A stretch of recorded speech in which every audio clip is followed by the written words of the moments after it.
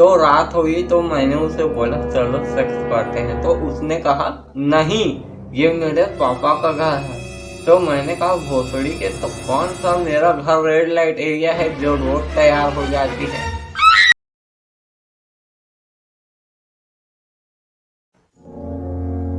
हाँ चल जल्दी, MC स्टैन जैसी चेन हमें 1.5 लाख में मिल रही है। तो चल पैसे लाए हैं ना, देख लेते हैं। अरे सुन तो पहले, मैं अपने पापा से पैसे मांगा तो वो बोले नहीं है, और होता भी तो तुझे नहीं देता। तो मैंने कहा तो क्या स्वाद लेने के लिए पैदा किया था। तो उन्होंने कहा कि भोसड़ी के भूल मत, तेरी माँ की चूत अभी बंद नहीं होनी है, वापिस जाके घुस जा अंदर। अबे लेकिन उस दिन तो रात को तुझे पैसे मिलने वाले थे किसी से। अरे यार पता नहीं आजकल कैसे कैसे आदमी घूमते फिरते रहते हैं। उस दिन रात को मैं जाने ही वाला था तो एक अनजान आदमी हमारे घर के अंदर घुस गया और मेरे और मेरी बीवी के हाथ पर बांध दिए और मेरी बीवी के कान को किस करके बाथरूम की ओर चला गया। तो मुझे लगा कि ठरकी है, तो मैंने अपनी वाइफ को कहा देखो तुमको इससे सेटिस्फाई करना है वरना ये हमें जान से मार देगा, तुम बस हौसला मत हारना। आई लव यू मेरी जान, मेरे प्यार में कोई फर्क नहीं पड़ेगा। तो मेरी वाइफ ने मुझसे कहा कि वो मेरे कान पे किस नहीं किया, बल्कि उसने मुझे बोला कि मैं गे हूँ और बताओ वैसलीन कहाँ है। तो मैंने उसे बता दिया कि बाथरूम में है। तो अब मेरी तो खैर है, बस तुम हौसला मत हारना। आई लव यू टू मेरी जान, मेरे प्यार में भी कोई फर्क नहीं पड़ेगा। तो मैं उस रात नहीं जा पाया तो अब वो पैसा नहीं मिलेगा। अबे MC स्टैन जैसा चेन मुझे 1.5 लाख में मिल रहा है, क्या कूल लगूंगा मैं, एकदम पहन के एकदम रैपर बनूंगा, फेमस हो जाऊंगा।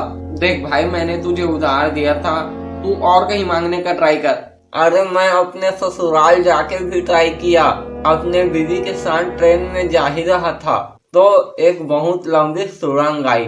तो उस सुरंग के निकल जाने के बाद मैंने अपनी वाइफ से कहा अगर पहले पता होता कि इतनी लंबी सुरंग है तो मैं चुम्मा चाटी कर लेता। तो मेरी वाइफ शॉक होकर बोली हाय राम, तो वो कौन था। और इधर किसी ने मेरा बटुआ मार लिया था जिसमें 25,000 थे तुझे देने के लिए। फिर ससुराल जाने के बाद पता चला कि मेरे सास ससुर के पास भी पैसे नहीं है।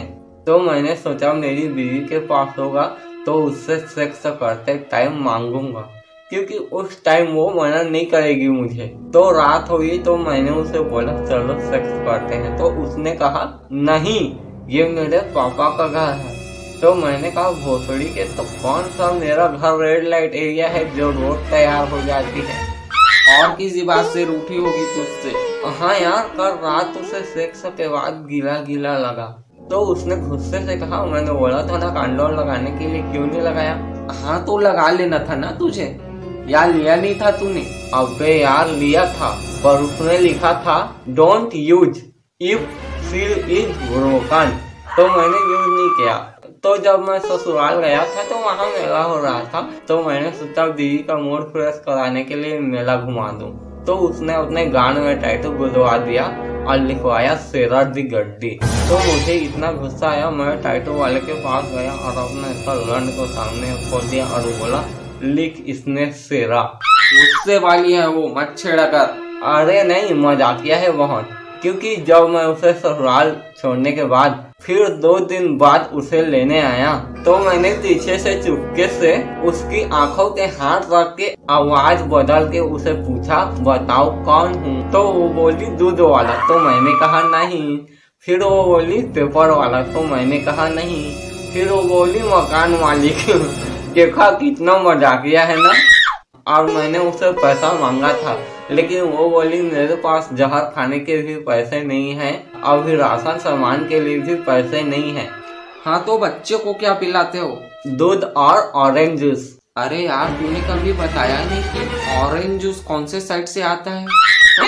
अच्छा सुन, क्यों ना तू अपने जीएस से कुछ हेल्प मांग ले। वो आजकल स्कूल नहीं आ रही है, बोल रही थी कि टटिया लग गई है। मैंने कहा यार हमें भी तो टट्टे लगे हैं, लेकिन हम तो रोज स्कूल जाते हैं। तो अब तेरे पास एक ही ऑप्शन बचता है, एग्जाम दिला अच्छे से और पास हो और जॉब कर, उसके बाद वो चेन ले ले। अच्छा, पढ़ाई होती है क्या? टीचरों को देखा है, वो हिस्ट्री वाले ठरकी सर को देखा है, क्लास में हमेशा सेक्स की बातें करते हैं। अब तो क्लास की लड़कियां भी तंग आ गई है। उन्होंने डिसाइड किया कि अगर सर दोबारा इस तरह की बातें करते हैं तो हम लड़कियां क्लास छोड़ के बाहर चले जाएंगे। तो अगले दिन जब क्लास लगती है तो सर बात करते हैं कि फ्रांस में रंडियों की कमी हो गई है। तो क्लास की सभी लड़कियां एक साथ दरवाजे के बाहर निकलने लगी। तो सर ने हंस के बोला, बैठ जाओ बैठ जाओ, कल तक फ्रांस की कोई फ्लाइट नहीं है। और वो हिंदी वाली मैडम अपने छोटे से बच्चे को स्कूल ले आती है और क्लास में दिन भर दूध पिलाती रहती है। उस दिन अपने बच्चे को क्लास में बोलती है, अल्लाह अल्लाह मेरा बेटा दूध पी के डॉक्टर बनेगा। तो क्लास का एक हरामी लड़का खड़ा होके बोलता है कि मैडम हमें भी थोड़ा दूध पिला दो, हम भी छोटे मोटे कंपाउंडर बन जाए। और कई टीचर तो मूवी देख के बिगड़ने लगे हैं। उस दिन एक मैडम पूछती है कि लव किसे कहते हैं। मैंने कहा एल को पकड़ के, ओ को दबा के, बी में घुसा के, ई की आवाज आए उसे लव कहते हैं। और वो एक हस्बैंड वाइफ दोनों हमारे स्कूल में टीचर हैं। उस दिन वो मैडम पेपर पढ़ते हुए बोलती है कि सर यहाँ लिखा है शान साल में 300 बार सेक्स करता है, लेकिन तुम इसका 10% भी नहीं करते।